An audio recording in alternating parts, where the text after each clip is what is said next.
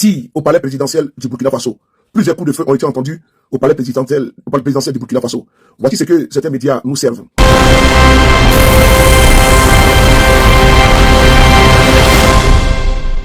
Suivez les informations en Afrique et partout dans le monde en temps réel sur la chaîne Tony.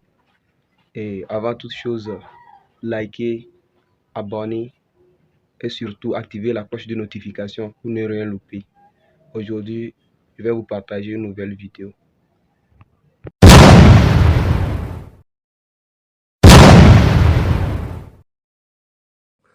Tir au palais présidentiel du Burkina Faso. Plusieurs coups de feu ont été entendus au palais présidentiel du Burkina Faso. Voici ce que certains médias nous servent depuis ce dimanche 1er mars 2026 et ce lundi 2 mars 2026. Quand nous avons eu cette information, on a pris le soin de rentrer en contact avec nos amis qui sont au Burkina Faso, naturellement. Et j'ai eu un ami au téléphone, je lui ai posé la question, j'ai dit, mais frère, comment tu vas? Il m'a dit, ça va très bien. Ah, il dit, ça fait 2 jours. Hein. Il dit, non, je suis là. Il dit, mais frère, on entend qu'il y a des tirs au Burkina Faso, qu'est-ce qui se passe et que la situation n'est pas bonne. Il m'a dit, mais sur le départ, j'ai dit oui. Il dit, mais quand un individu avait pénétré dans la résidence à Mar-a-Lago de Donald Trump et cet individu était armé, elle a été neutralisée par la sécurité de Donald Trump. Est-ce que le gouvernement américain a fait de ça un problème national? J'ai dit non. Est-ce que tu as vu le porte-parole du gouvernement ou bien le ministre de la Défense de la Sécurité parler de ça? J'ai dit non. Il dit bon, comment tu veux que je parle d'une situation qui n'a pas eu lieu au Burkina Faso pour ne pas dire... Donc si par exemple il y a un feu d'artifice dans un endroit, est-ce que pour autant on doit ameuter toute la population? Est-ce que si par exemple il y a des véhicules qui brûlent à Paris dans les banlieues, comme le 14 juillet, fête de l'indépendance française, est-ce que pour autant on doit faire ça un cas national? J'ai dit non. Il dit sur le de Paris, il faut vaquer à tes occupations. Effectivement, j'ai vu, c'était pour vous dire combien de fois, souvent, il faut prendre avec beaucoup d'ironie certains médias. Je vais aussi vous lire ce média qui dit par exemple, plusieurs coups de feu ont été entendus aux alentours de la présidence du Faso dans la nuit de samedi 28 février au dimanche 1er mars. L'hypothèse de la tentative de coup d'État a été rapidement écartée.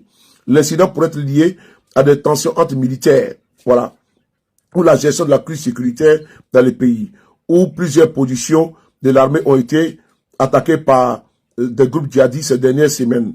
Bon, que s'est-il passé dans la nuit du 28 février au 1er mars?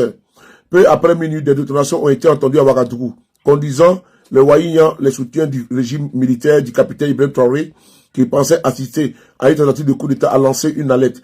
Ils sont revenus sur celle-ci un peu plus tard dans une vidéo postée sur les réseaux sociaux. Tout serait parti d'un tir sur un véhicule dans lequel étaient entreposés des produits inflammables, explique une source sécuritaire. Bon, vous voyez, ils disent que c'est eux-mêmes qui nous disent que tout est parti d'un tir. Donc s'il y a eu un tir accidentel et que si un véhicule, et puis les véhicules ont pris feu, on doit ameuter le monde entier. Je pense qu'on a beaucoup de choses sérieuses à pouvoir nous apaisantir dessus.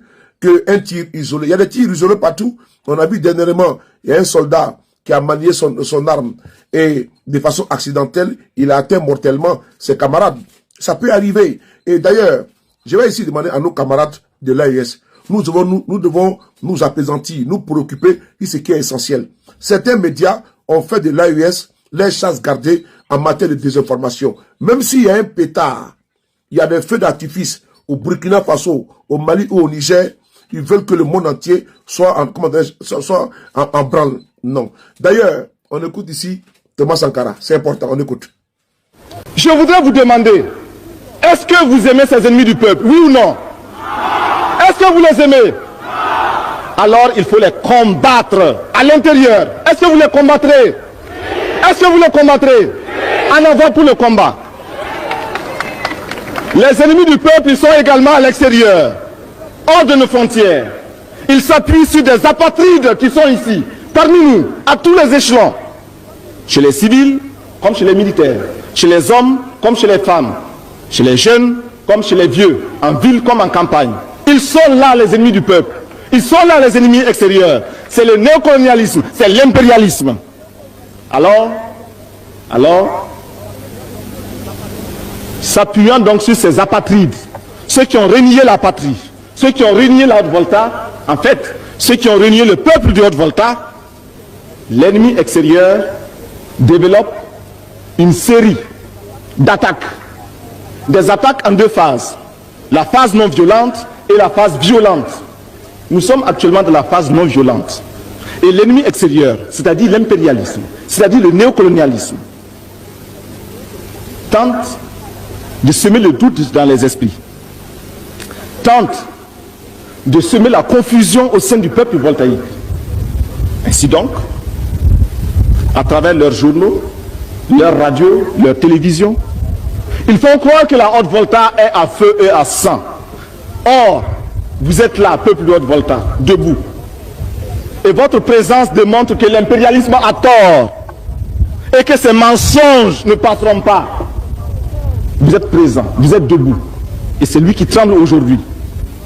Un journaliste étranger, dans un pays lointain, assis dans son bureau climatisé, dans son fauteuil roulant, a osé dire qu'actuellement, le CSP connaît un échec dans cette tournée d'information. Est-ce que c'est un échec? Vous êtes là, répondez-moi. Est-ce que c'est un échec? Je souhaiterais que l'impérialisme soit là, qu'il vous entende dire non. Répétez, est-ce que c'est un échec? Peuple du Burkina Faso, répétez après moi. Est-ce que IB a échoué? Non. Est-ce que c'est un échec? Non.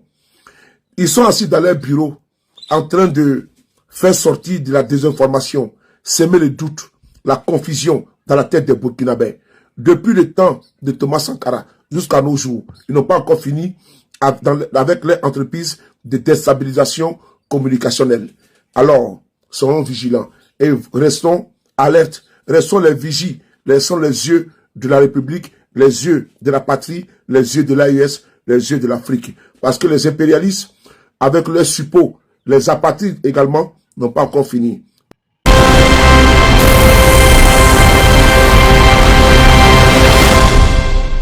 Ok, je pense que nous sommes arrivés à la fin de notre vidéo. C'était votre gars Tony. Et surtout, essayez de liker et d'abonnez-vous. Et n'oubliez pas d'activer la cloche de notification pour ne rien louper de nouvelles vidéos à venir. On est ensemble. Ciao.